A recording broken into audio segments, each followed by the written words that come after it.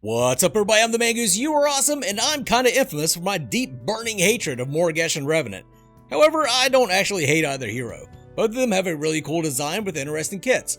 Either hero would make a great addition to any of the Paragon projects if they're introduced correctly. And therein lies the source of my hatred. The way Epic added them into Paragon. I'm not just saying that they were overpowered on release, they were, but the thing that really pissed me off is what I call bullshit handicap balancing.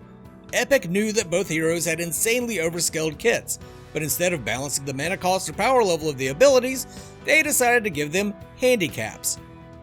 For example, in Morigesh's overview, they really stressed her short range. Morigesh is a close range caster, so positioning is very important. But if you try to get too close, it could result in your death. That was her handicap.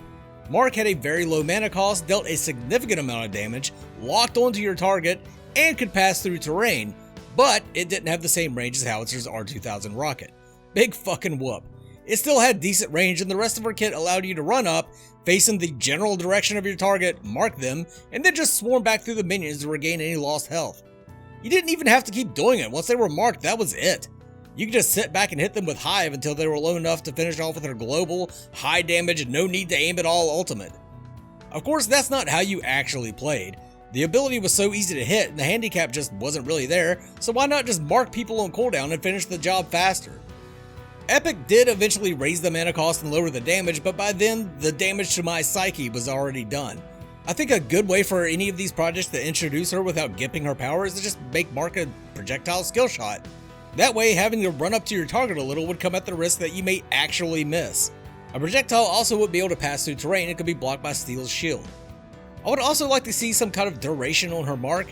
Shinbi had to really plan out her ultimate usage because her wolf stacks didn't stay, and I found that to be much more fun than just waiting till you see the person you marked get low enough to ult. That may take too much away from the essence of Morigesh, so I'm not 100% on board with that idea, but Mark really does need to be a projectile. I don't even care if it's a large, easy to hit projectile, as long as you have to aim that bullshit at least a little. And then we have Revenant, an ADC with 2 lock-on abilities. His E, called Scar, didn't do much on its own, but it could be comboed with Obliterate, which was an already stupidly high damage ability. What handicap did he have? Obliterate could choose targets randomly, meaning that you could counter it by standing with minions or another hero to split the damage. Again, big fucking whoop. It wasn't that hard to single someone out with Obliterate. Now, some Revenant players went with the crit build and relied on their basic attacks for damage, and I respect that. It was the power stacking Hail Mary Revenants that got on my nerves. I remember playing Revenant when he first came out, and I was one of those assholes that stacked power in lieu of crit or attack speed so that my abilities would hit hard as hell. It didn't matter that I sucked ass at landing basic attacks, I could just obliterate, which is why I stopped playing Revenant. It didn't feel good to me to miss all my shots and then just combo 2 lock-ons for a kill.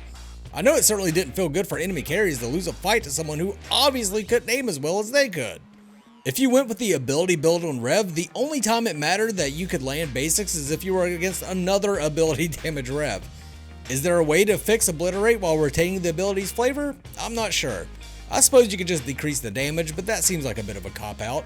Obliterate is an awesome ability with a wickedly cool animation that can only really work if the individual projectiles track, so I would be sad to see it change too much.